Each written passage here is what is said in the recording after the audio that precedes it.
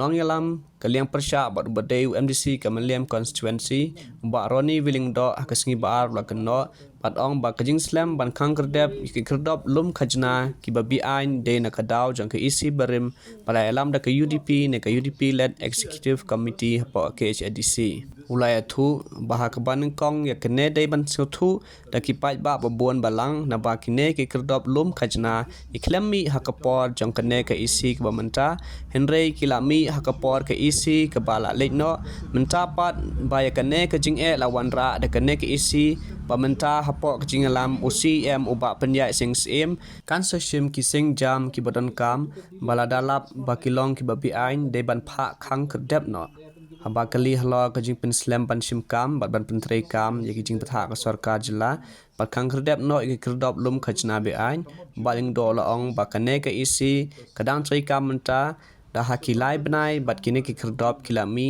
hakapor ke isi balai alam da uba titus Henry menta bala wanra hake isi ke bamenta bala dalap bakilong Beai kinsha Khang Khhyrdep bait. You see, I think first and foremost, I think this has to be understood by the public at large. That if these toll gates had come up, they had not come up during this EC. They had come up during the previous EC.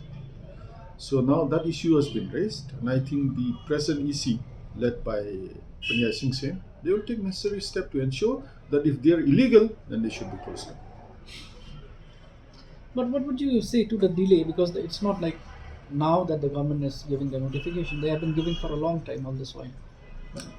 This EC has been there now for hardly 3 months. Okay, so those gates had come up during the previous EC of Mr. Titus Khang.